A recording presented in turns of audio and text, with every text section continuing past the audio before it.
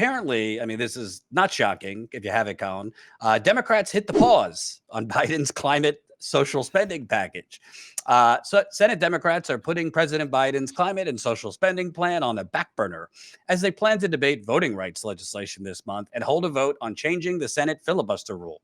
Democratic aides say the Build Back Better bill won't be ready for floor action anytime soon and predict the wide-ranging legislation that the White House negotiated with centrists, Manchin and Sinema, may have to be completely overhauled. So I'm going to say something. I hope it's not controversial because we're two white guys. Obviously, I care about voting. I care about voting rights. I've covered a lot of voting issues, election fraud, voter suppression. We know that voting rights is a crisis in this country. We know that the Republicans are basically trying to overhaul voting systems on the local and state level so that you can't vote. Or it's a lot harder for Black people to vote, brown people to vote, even younger people to vote. So I'm not minimizing that at all. And it is, to me, the issue of, one of the issues of our time. But it kind of seems very transparent what's going on, Steve. Democratic Party, which frankly, I don't think Biden ever really had the desire or will for a $3.5 trillion package. I think he's letting Manchin take the fall, but doesn't seem like he really wanted to fight for any of this stuff. If he did, there's examples, Lyndon B. Johnson and others who, used the bully pulpit of the presidency to buckle some knees, force senators into political submission. Biden doesn't want to do any of that because, frankly, he's a right winger. But putting that aside, it seems to me the Democratic Party is to distract away from not actually doing anything structurally or economically. They're going to run a campaign basically on voting rights and Republicans evil and trying to bring out the African-American base. I hate to be so crass, but to me, that's what they're doing. That doesn't mean voting rights isn't a real important issue. It absolutely is. Again, two white guys. But seems transparent to me. They're shifting now. Biden could have fought for Build Back Better. He's not. And now they're shifting to, an important issue, but one that lets them off the hook for the economic failures. Well, it does more than let them off the hook. They know they're in for a bloodbath in this election coming up. They know that they're going to lose their ass on every freaking level. To have the Senate, the House, the White House, and still produce a big old goose egg, it's like fertilizer for Trumpers. Everybody, I have a lot of friends, good friends, probably friends we've had together in different ways, who were very staunch that we just got to remove Trump at all costs, whatever it takes. Let's vote for Biden. Okay. I'm not here to judge, but I'm here to say, I said back then, and I'll say it now. The thing that makes Trumpers is not Trump. Trump is the basket that catches them. Okay. What makes Trump, and what creates these neo-fascists is a feckless neoliberal Democratic Party that pretends like it's for the working class while simultaneously doing absolutely nothing for the working class. And that lie right there is defended by every vote blue across the country. It's defended by every sycophant within the party.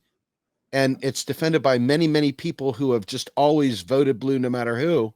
And they can't imagine anything else. This is not to say that on paper, Biden is not a less threatening candidate than Trump, because Trump was a madman in his own right.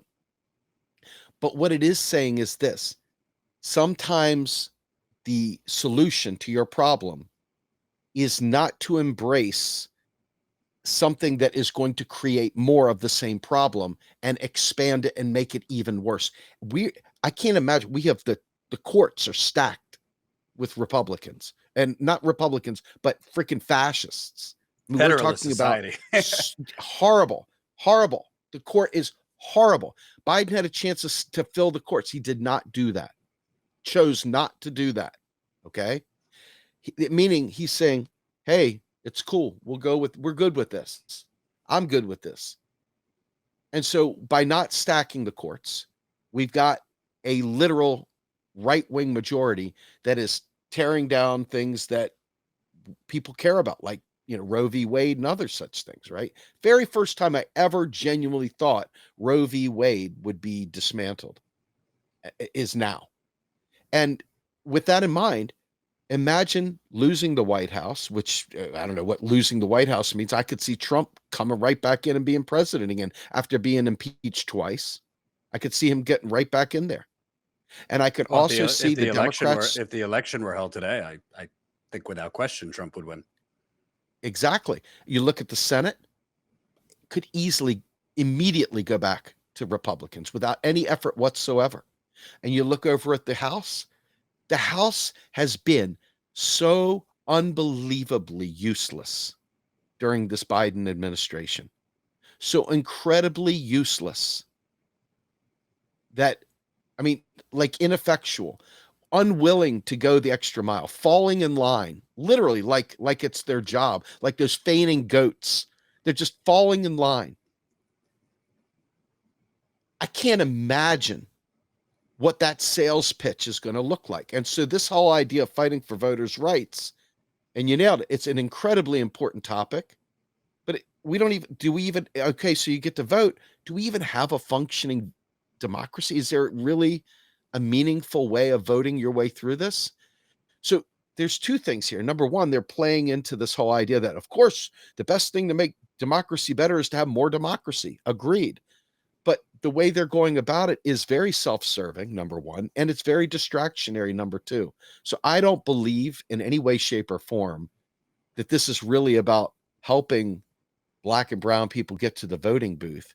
I really do believe this is about giving cover for fecklessness, like you said, but also because they know that if they don't overcome any of those Republican gerrymandering games, that the bloodbath they're going to experience in this next election is going to be even worse than what it is going to be. I mean, so that's where it's the reality is this. So to be clear, if you're a Black person watching, brown person watching, historically, oppressed people, a real opposition party can do both. Okay. They could do both. Yes. They could get reform on the books to reverse all the terrible things Republicans are doing. Biden could do it, and the Democrats could do it just by changing the filibuster. So there are mechanisms in place now that they could do to fight for voting rights, change the federal laws, uniformity federally, re-strengthening the Voting Rights Act that the Supreme Court gutted. They could do it today if they wanted to, while also fighting for Build Back Better and actual substantive policies. And you want to know something?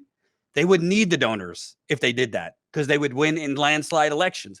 That's the crazy part of all of it. If they just did what is popular, what polls incredibly well, we go all the way back to Obama. And this is why I brought up Democrats are, punting Build Back Better to go to voting rights, because the fundraising emails are coming, Steve. And what are they going to say? This is the most important election of our lifetime, which is what I heard in 2004 when I first started paying attention to politics. Kerry first Bush. This is the most important election of our lifetime. I heard in 2008, this is the most important election of our lifetime to get rid of the Bush era and bring in, Jesus Obama. And what did Jesus Obama give? A Republican healthcare plan, doubling down on war and droning, neoliberalism, and, servitude to the banks. Not one banker goes to jail for the biggest global financial corruption crash ever. Then you have 2012, most important election of our lifetime. We can't allow Gordon Gekko to get elected. 2016, most important election of our lifetime. We can't allow, Orange Mussolini. 2020, most important election of our lifetime. Get rid of Orange Mussolini.